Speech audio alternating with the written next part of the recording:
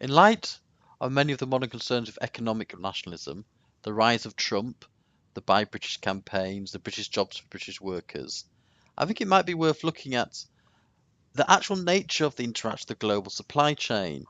One of the many things that is often put forward, of course, is that when we purchase things from abroad, we are sending a lot of our money abroad. So I'd like to take one little model, and the thing we're taking is the classic model of Dumbledore from the Harry Potter books and the Harry Potter movies, and it's Dumbledore likes to boogie. It's a little model that dances when music is played.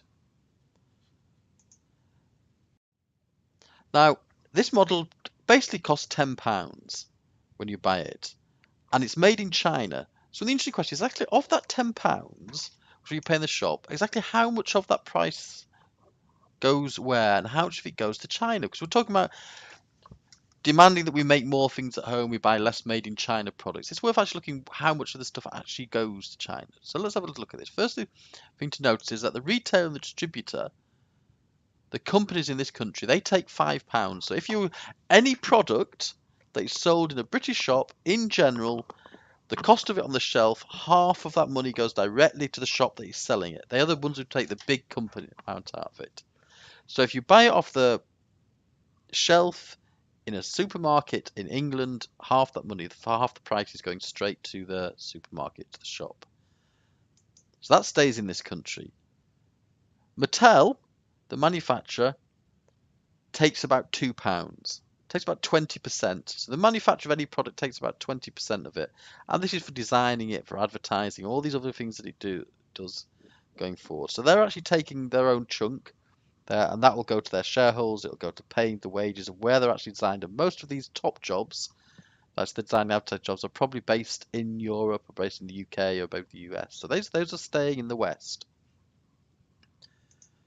With Warner Brothers, an American firm, most of their employees are American. Most employees are based in Hollywood and places like that, and they're taking approximately about another pound. So £8 so far, and very little of that money has actually left the UK, or certainly has, and if you expand that to include the West, has left the West. It certainly has not gone to China. Then J.K. Rowling, who wrote the Harry Potter books, she's entitled to a share, and she gets 50p, and transportation insurance costs come to another 50p. So far we've spent 9 of the £10, and a little bit of the money has possibly gone to transport. But transport, wherever the truck comes from, wherever the ship comes from, is mostly managed out of Lloyd's of London. The insurance is managed out of Lloyd's of London, at least it has pre-Brexit. And so that is totally saying that £9 and very little money has left the country. But £1 does go to China, probably just less than £1 in reality. But that has to be broken up. Of that money, 50% perhaps, maybe 30p, goes to raw materials, 20p goes to machinery, which leaves of the whole £10, only 50p go to the pockets of a Chinese worker and to profits to the Chinese company. So think about that next time you see a Buy British, Buy American campaign and a rejection by saying don't buy stuff that's made in China. Well, the reality is, even if you buy stuff made in China, 90% of the money is staying in this country, or staying in the West at least. So those are the things you've got to look at, the importance of supply chain management. Let's have a look at some of the factors that go into the global supply chain management. These are extensive supply chains now. The Dumbledore toy has to come from somewhere in central China by rail and road, possibly by ship. Though these days there is actually direct train connections. And it has to get all the way in its container to perhaps Asda York or Morrison's York or Costcutter York, where people can buy it as a toy for Christmas. And these complications come in many ways. We are talking huge distances. Now, it's not new. The new Silk Road replaces an old Silk Road that ran for 1,000 years, from 500 AD to 1500 AD, maybe even for a bit longer than that. Yeah. But these nowadays vast quantities of goods, not just, it used to be just expensive goods that travel that distance. Now it is vast quantities of goods, and This causes increased lead times, it causes complexities in inventory management, inventory investment.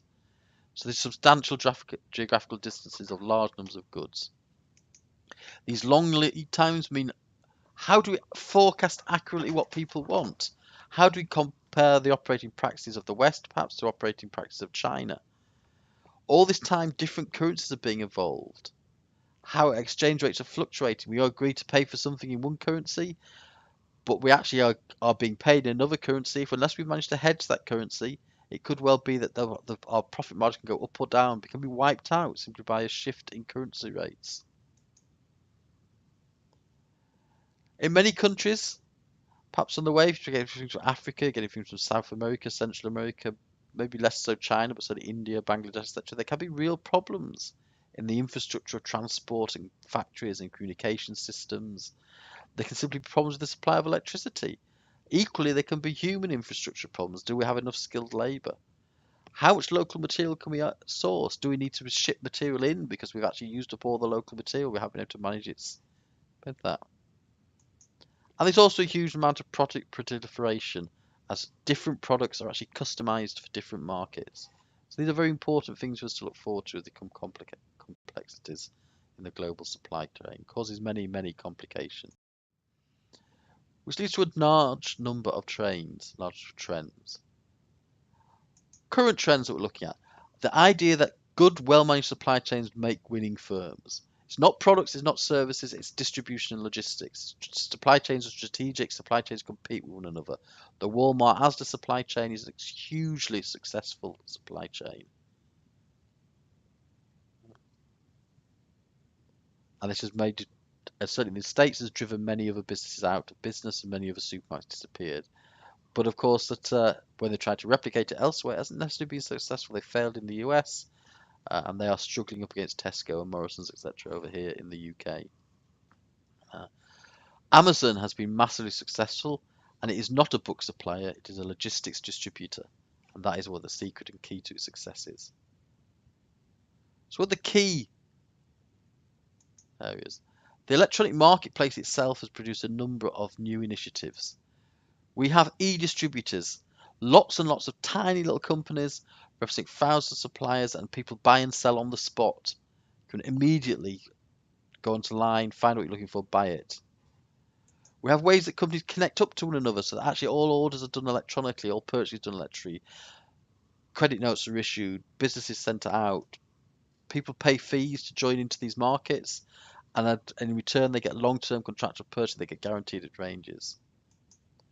We have specialist online exchanges that allow us to put forward our products and our service alongside all our competitors, and companies can pick them out. All these are managed automatically, all these can be done electronically.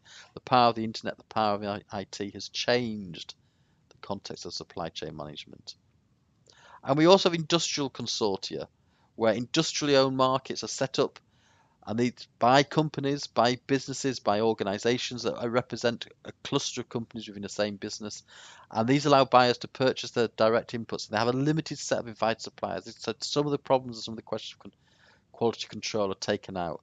So these are new ways of approaching the way we do business. We're using e-distributors, we're using e-purchasing, and the setting of exchange and the setting of industry consortia. There are other trends at the moment in this area. The supply chain velocity is changing.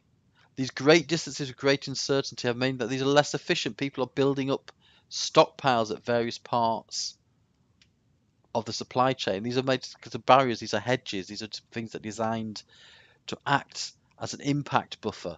But of course, this means that you've actually got money tied up in stock. It means that the supply chain can react slower. It has great velocity changes, more difficult to go to. Supply chains are very heavily dependent on risk now, disruption management.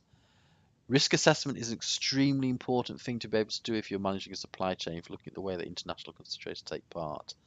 And there are big environmental considerations, especially we hear a lot now about food miles. In fact, there's a project at the University of York in the business school, the management school, in which they're looking at the costs of food miles, the impact of food miles, the effect of food miles on people. So all of these environmental considerations are becoming very, very important as the risk of terrorism, as the risk of adverse weather conditions, as the risk of damaged ships and destroyed trains gets greater. making it very, very difficult to make some of the measurements we've done previously. And there are many, many other trends and other changes that we may yet not know about.